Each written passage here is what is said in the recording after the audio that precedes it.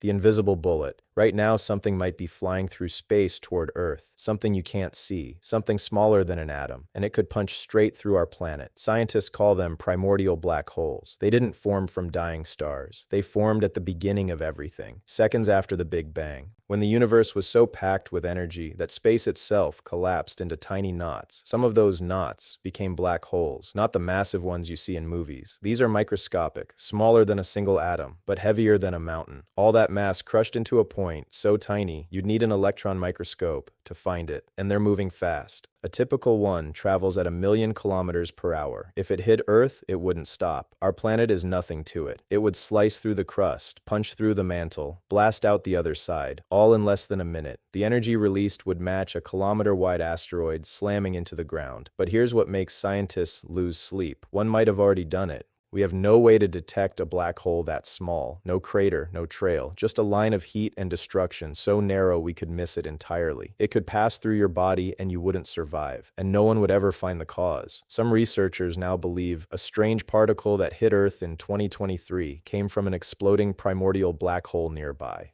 That was just one warning shot, because the next threat isn't microscopic, it's real, it's already been found, and it's closer than anyone thought possible. Our nearest neighbor. For decades, scientists thought the closest black hole to Earth was thousands of light years away. Far enough to ignore, far enough to forget. They were wrong. In 2022, astronomers pointed the Gaia Space Telescope at a quiet corner of the sky. They were watching a normal sun-like star. Nothing special about it, except the way it was moving. It was wobbling. Something was pulling on it, something invisible, something with the mass of 10 suns crushed into a space the size of a city, a black hole. They named it Gaia BH1, and it sits just 1,560 light-years from Earth, 3 times closer than any black hole ever found before. In cosmic terms, that's our backyard. Then came Gaia BH2, then Gaia BH3, each one closer than scientists ever imagined possible. Gaia BH3 weighs 33 times the mass of the Sun, the heaviest stellar black hole ever spotted in our galaxy. And here's the part nobody talks about. These black holes are dormant, sleeping. They're not eating anything right now. That's why we couldn't see them for so long. They give off no light, no X-rays, no warning signs, but they won't stay quiet forever. The star orbiting Gaia BH1 is a lot like our Sun. In a few billion years, it will swell up into a red giant. Its outer layers will start peeling off, and that gas will spiral straight into the black hole. The moment that happens, Gaia BH1 wakes up. It starts feeding, it starts glowing, a monster switching on 1,560 light-years away. And if we found 3 this close this fast, one question keeps scientists awake at night. How many more are out there? Silent, invisible, waiting. Because the next one might not be sleeping, it might be moving, and it might be heading straight for us. The silent drifter. There are 100 million black holes in our galaxy. Most of them we can't see. They give off no light, no heat, no signal, just dark pockets of gravity drifting through space, and some of them are moving. Scientists call them rogue black holes. They got kicked out of their star systems, blasted into empty space by supernovas or violent mergers. Now they wander alone. No orbit, no path, no plan, just drifting. The closest one might be only 80 light-years away. That sounds far. It isn't. In cosmic terms, it's next door. And here's the terrifying part.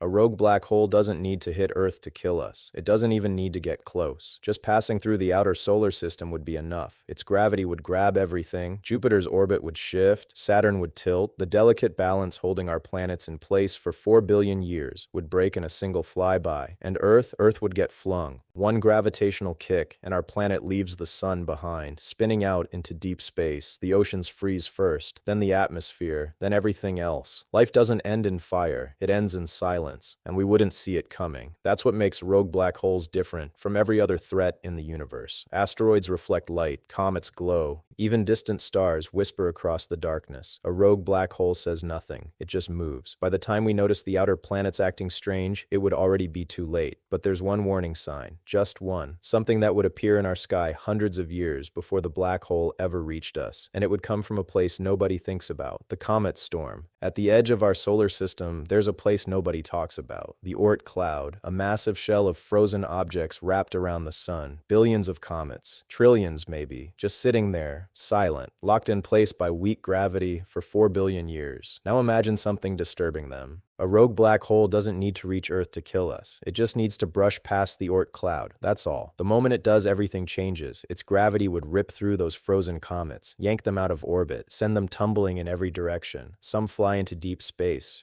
But others fall inward, straight toward the sun, straight toward us. Not one comet, not 10, hundreds. A storm of ice and rock raining into the inner solar system over hundreds of years, each one large enough to end a civilization. And this is the first warning sign. Long before the black hole reaches our planet, astronomers would see the sky change. New comets, everywhere. Bright streaks appearing month after month, year after year. That's when they'd know. Something is out there. Something big. Something already inside our cosmic neighborhood, pulling the outer solar system apart before we ever spot it directly. By then, the impacts would already be starting. One comet hits the ocean. Tsunamis erase every coastline. Another slams into land. Dust blocks the sun for years. Crops die. Temperatures crash. The dinosaurs died from one comet. Imagine hundreds. But even a comet storm has an end. The next threat doesn't. It happens when a black hole gets close enough to touch our planet directly. And what it does to Earth has a name: torn apart. There's a word scientists use for what a black hole does to anything that gets too close: spaghettification. It sounds funny. It isn't. When a black hole gets near Earth, its gravity doesn't pull evenly. The side of Earth closer to the black hole feels a stronger pull than the far side. That difference is called tidal force, and it's brutal. The closer you get, the worse it gets. First, the oceans go. Water is easy to move. Every drop on Earth lifts off the surface and streams toward the black hole, a wave miles high, pulling away from the planet. Then the atmosphere. Every molecule of air gets sucked upward, ripped off the surface. Earth becomes silent. No wind, no sound, just bare rock, exposed to space. Then the crust starts breaking. Mountains crack. Continents lift.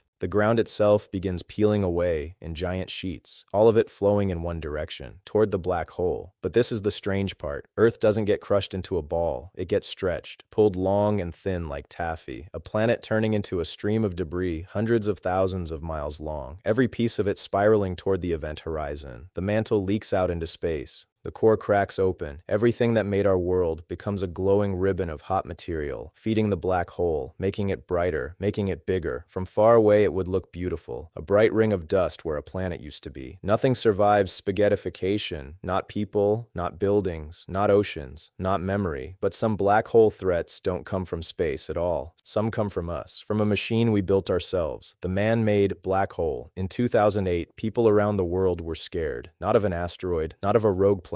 They were scared of a machine, the Large Hadron Collider, a 17-mile underground ring built by scientists in Europe. It smashes particles together at nearly the speed of light, and rumors started spreading fast. This machine could accidentally create a black hole, one that would grow, eat the Earth, end everything. The panic was real. Lawsuits got filed in Hawaii, in Germany. Ordinary people were begging governments to shut it down. They believed the world had months to live. So what did scientists say? They said, calm down. To create a black hole, you need incredible amounts of energy, crushed into one point. The collider smashes particles hard, but not that hard, not even close. But here's the twist. Some theories said it might still be possible, just barely. Under exotic conditions, nobody could rule out. That's when the math got interesting. Even if a tiny black hole formed, it would be too small to grow. Its gravity would be weaker than a mosquito's. It would take 3 trillion years just to reach 1 kilogram. The sun would burn out first. The Earth would be long gone. And there's another reason not to worry. Space is full of particles hitting each other harder than any human machine ever could. Cosmic rays slamming into the moon, into planets, for billions of years. If those collisions made dangerous black holes, the universe would be empty by now. But the biggest threat isn't in a machine. It's sleeping at the center of our own galaxy, the sleeping giant. At the center of our galaxy, something is waiting. It has no light, no color, no shape you could describe, but it has mass, 4 million times the mass of our sun, all crushed into a single point. Its name is Sagittarius, a star, and it's the reason our galaxy exists. Every star in the Milky Way orbits it, every planet, every moon, every atom, all of it circling one dark heart, 26,000 light years away from Earth. Right now it's quiet. That's the strange part. A black hole that big should be roaring, devouring stars, blasting radiation across the galaxy. But Sagittarius, a star, barely eats. It sits in silence, sleeping. Nobody knows why. And nobody knows when it will wake up, because it has woken up before. Scientists found evidence of massive explosions coming from the galactic center, bursts of energy that lit up the sky millions of years ago, long before humans existed. If it happens again, Earth is in trouble. A waking supermassive black hole doesn't just glow, it shoots jets. beams of high-energy radiation traveling at nearly the speed of light, stretching thousands of light years across space. And here's the terrifying part. Recent studies suggest one of those jets might already be pointed at us. If Sagittarius A star starts feeding again, that jet lights up. X-rays and gamma rays flood our solar system. Our ozone layer strips away. The surface of Earth gets cooked. Not in years, in months. The monster at the center of our galaxy isn't dead, it's just resting. But even a supermassive black hole can be beaten. There's one thing bigger than it, one event even more violent, and it's already on its way. Galaxy killer. Something is coming toward us right now. Not a comet, not an asteroid, not a rogue black hole, an entire galaxy. Andromeda, 2.5 million light-years away, bigger than the Milky Way, and moving toward us at 250,000 miles per hour. Nothing can stop it. In 4 billion years, it arrives. The night sky changes first. Andromeda grows bigger and bigger, stretching across the horizon. A second galaxy filling half the sky. Beautiful, terrifying, silent. Then the collision starts. Stars don't actually smash into each other. Space is too empty for that. But the gravity from both galaxies rips everything apart. Solar systems get flung, planets get scattered, our own sun could get thrown into deep space. But this isn't the worst part. At the center of Andromeda sits a supermassive black hole, 140 million times the mass of our sun. Even bigger than Sagittarius, a star. Two monsters, heading straight for each other. They spiral closer, faster, tighter. Gas clouds fall into both of them. Both galaxies light up. Radiation blasts outward in every direction. Anything alive gets cooked. Then comes the merger. When those two black holes finally slam together, they release gravitational waves with the power of 10 quintillion suns. Space itself ripples, stretches, squeezes. Every star in the new galaxy feels it. A single wave carrying more energy than every star that ever existed. Earth might not survive as a planet. Our solar system might not survive as a system. The Milky Way itself stops existing. What's left behind gets a new name. Milkomeda, one galaxy, one giant black hole. Voyager was launched to explore our world. Black holes remind us how small our world really is.